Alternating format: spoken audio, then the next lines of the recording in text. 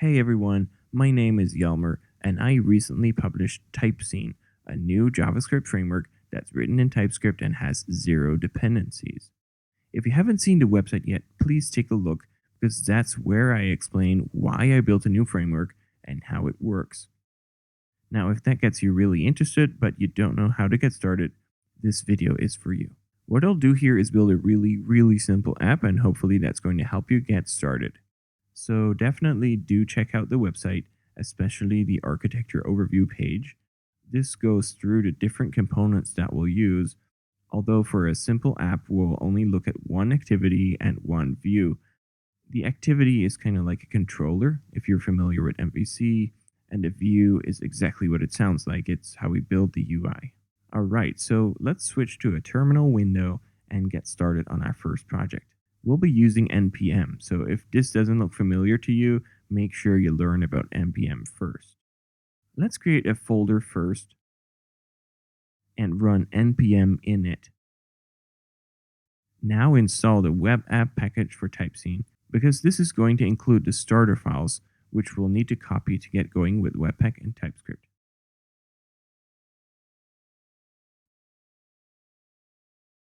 We need to adjust our project config, so at this point we might as well open Visual Studio Code and work from there. There's a setup file here with a minimal project JSON config. Let's copy the bulk of it and paste it in our own project JSON file. Save the file and run npm install either from the command line or using one of the great VS Code extensions out there. This is mostly going to install Webpack now, which is probably the easiest way to bundle everything into a single JavaScript file. You could also use another bundler or use any other way to deploy your code if you know how this works.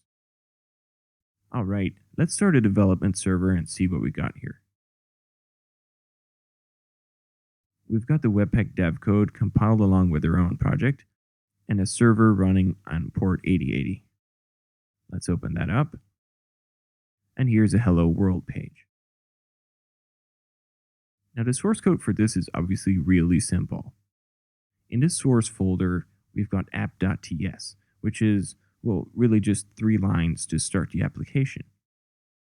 This refers to the only activity we have right now, main activity, which is in activities main activity.ts. We can really just remove the console log here and get rid of this callback method altogether. That just leaves us with the path property, which is used to ensure that the activity is activated, but I won't go into this now. The class itself is a page view activity, but we're using the static width method to inject our view here. The width method seems a little funny at first, but all you need to know is that this method helps us to extend the class to create a constructor that immediately applies a set of properties and components, whatever we pass to the function here. We call the constructor a preset constructor, and it's used even more in the view.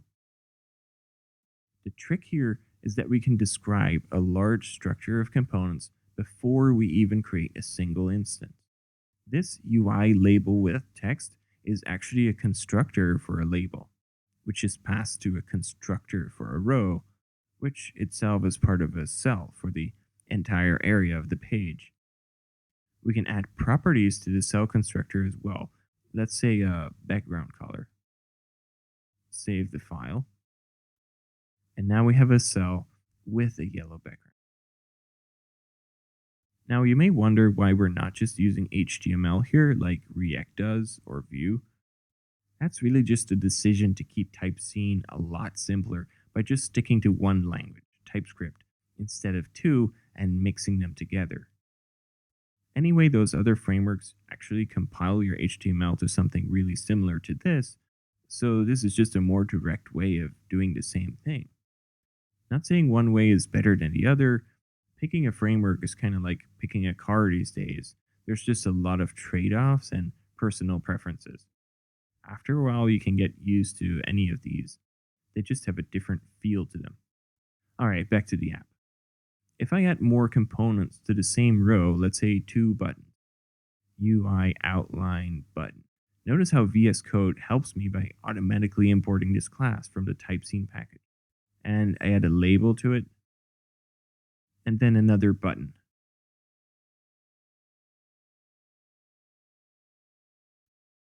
Now we have two buttons next to each other. Maybe you can see where this is going. We're going to make a super simple counter app with a number that goes up and down. So let's take a step back. Where would we want to keep the current value for the number? Not in the view itself, since the view is basically a template, a static structure. If you thought of the activity, that's exactly right.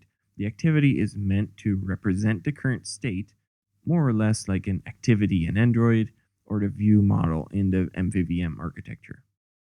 So let's add a property here, call it count. But how do we get it to show up in the view? Remember, the view is parsed right away, long before we can actually access the count property on an instance of the activity. We also want the view to be updated when the property is changed, so just copying the value once isn't going to work. This is where we can introduce a binding within the view structure, which tells all of these components that we're going to need to observe a property on whichever component creates the actual view later on, in this case, the activity. Bindings aren't limited to views. In fact, you can find them in activities as well, but usually the view is where you're going to add a lot of them. We can use the bind function and tell it which property we want to observe. So that's count in this case. Let's check. And yeah, we can see the number here. The layout is a bit cramped, so let me fix that by adding a row on top and wrapping both of those rows in a cell that shrinks to exactly the right size. UI column with this row. Remove the label here and add a bigger one on top.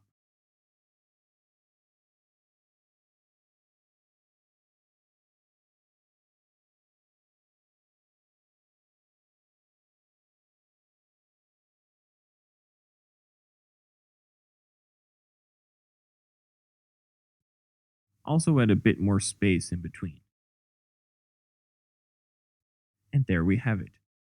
The buttons don't work yet though because we're never actually updating the count.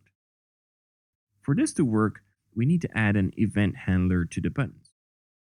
So we could add a function here, that's perfectly fine, but we could also use an event handler, kind of like a binding. Because we're creating a template here, but we want the actual handler to run as a method of the activity. So the with label method lets us just specify the method name, let's say increase count, with a pair of brackets to indicate that this is a handler method. Same for the other button, decrease count. Save the file. And now let's add those methods to the activity. Increase count and decrease count. Save again, and there we go. We see the count updating. Just as a note here, we could have also used regular with instead of this with label method. Something like this.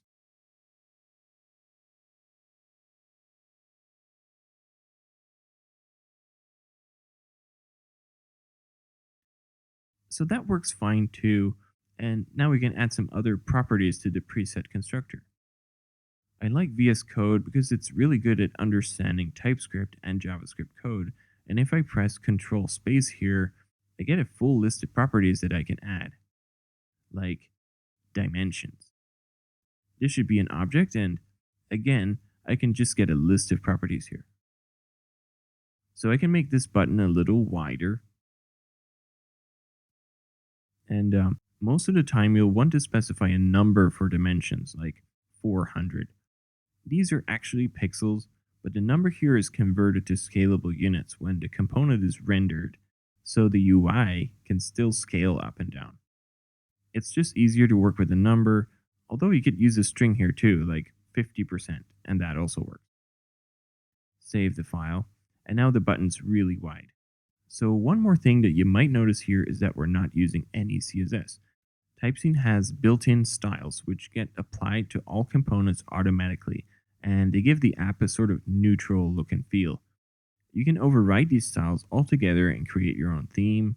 You can just change the colors, or you can define custom styles somewhere in a source file and use them in your views for individual components. So here I can add a style like my button style and create an instance of UI style.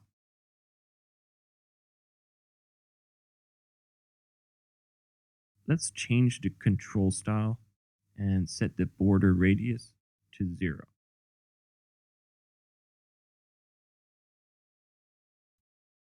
Then we go down to our button and reference the style over here. Save again, and now we have a different looking button. If you're just looking to change an individual UI component, you can also add styles here like I did for the label. Bold, for example. There's lots of options here. Again, just make sure you look at the website for some other examples. Please let me know on Twitter what else you'd like me to dive into. This video went mostly into the view, so it skipped over huge parts of how Typescene actually works, how components work, what activities do, and how Typescene helps you to write code that's well organized and maintainable once you get some experience with it. So I hope this got you on your way and helps you to get started with your own project. Please subscribe or follow Typescene on Twitter if you want to see more videos like this.